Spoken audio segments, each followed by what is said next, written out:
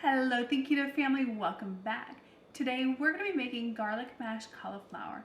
This is by far my favorite recipe for mashed cauliflower that comes the closest to being mashed potatoes without the carbs. If this is your first time with us, don't forget to subscribe below and hit the bell icon so you don't miss upcoming content. Let's get started, guys. Alright guys, so before we start, as a reminder, everything I'm using today will be written down in the description below, and then at the end of the video will be a nutritional card with a macro breakdown so you know what to expect when you eat this. Alright guys, so on keto, we all know the two things we miss most, bread and potatoes. And we always have to find our substitutes. And bread, we found the bread substitutes, you know, the almond flour, the coconut flour, we found that. Potatoes are a little bit harder. It's hard to get that perfect texture that it's just the right thickness mixed with creaminess. And I know a lot of people like to use cauliflower as a replacement, but I've been disappointed more than once with recipes that it just wasn't a good substitute. But this one actually is one of the better substitutes I found. It actually comes out with the right texture, the right flavors. Oh, the flavors are on point. And since I'm planning on making schnitzel tonight for the family, nothing goes better with schnitzel than mashed potatoes. So we're gonna make us up some mashed faux-tatos today, okay? So I've already cut up a head of cauliflower. It was just an average head. You know, I don't know the weight on it. It was one of those packaged ones. But I cut up a head of cauliflower, not too finely. You don't have to be too fine with this. We're not trying to make cauliflower mac and cheese here. We're just making mashed potatoes. So what we're gonna do is we're gonna stick it in the steamer. We're going to steam this for about 15 minutes.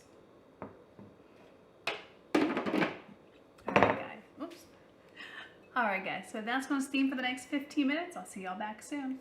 Alright guys, so my cauliflower has finished steaming, and as you can hear, I got the schnitzel going behind me. That is actually an experiment. I got 3 different recipes I'm trying out for you guys, and if my family decides that one is absolutely amazing, I'll bring that recipe to you. So I'm sorry if you can hear that bubbling in the background. So now that the cauliflower has finished steaming, we're going to add it to our food processor and blend it until it's nice and smooth. Not too smooth. It depends on how chunky you like yours. Some people like theirs really chunky, some people don't. If you like yours really smooth, you might want to do this half at a time depending on how big your food processor is.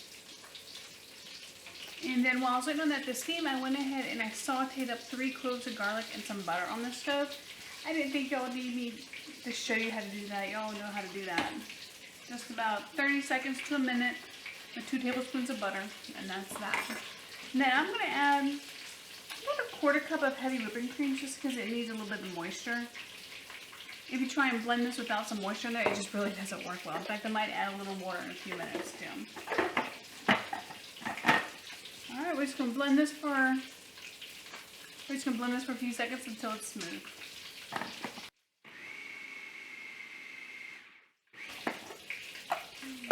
I'm going to scrape down the sides a little bit, so trying to walk up the edges.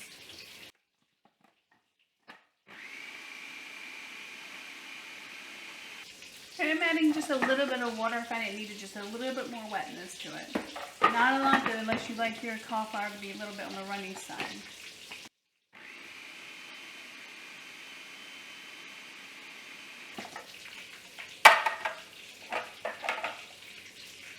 There you go. Then you just taste test it. Make sure it's at the texture that you like. If you like it chunky, leave it a little chunky. If you like it creamy, leave it a little bit creamy. Alright, now that I've got this mashed cauliflower to the consistency that I like it, I'm going to pour it into a pot. Chances are it's cooled off a little bit while you're running it through the food processor. That's perfectly fine. Because at this point, what we're going to do is we're going to put it in the pot, add the rest of the ingredients, and then just warm it up for a few seconds on you know, medium to medium low heat, just so we can finish it off. But we're almost done. How quick and simple is this? Alright, so now I've got it in my pot and I'm ready to warm it back up. Alright guys, so I got my pot on the cooktop here. I'm sorry if you can hear that fan, but we're almost through, so just be patient with me. In here I have 1/4 cup of sour cream. I get a teaspoon of pink Himalayan sea salt and a teaspoon of no salt. And this is really salt and pepper to taste, so you can adjust the salt to your liking. And then in here I got 1/4 cup of Parmesan cheese. Alright, we're just going to mix this all together. Make sure the potatoes are good and warmed up, and we are good to go. Alright guys, it only took about 3 or 4 minutes. Our mashed potatoes warmed up nicely. All the cheese got ooey gooey melted inside of it. It is absolutely delicious. If you like a good creamy garlicky mashed potato, then this is for you. And you can top this any way you want to, any way you traditionally top your mashed potatoes. I chopped up some green onion here. You can top it with cheese, with sour cream, bacon. Oh, I should have thought about cooking up some bacon pieces, put in it. Oh, that would have been so good. Now we get a little bit of green onion on here. And don't forget guys, save those little green onion butts. What I do is I stick mine in water, just a little Sunday cup with a little bit of water, about an inch of water in the bottom. And about 3-4 days, you'll see it start to grow new shoots out the top of it. And then once it starts to grow on, about an inch or so of shoots, you can plant it out in your dirt and it'll regrow a whole green onion. Just cut off what you need off the top and it'll continue to grow all throughout the season. So I want to stick them in my windowsill to start regrowing them. Alright, that is it for this recipe guys. It is absolutely amazing. If you like garlic and you like mashed potatoes, then this is the perfect recipe for you.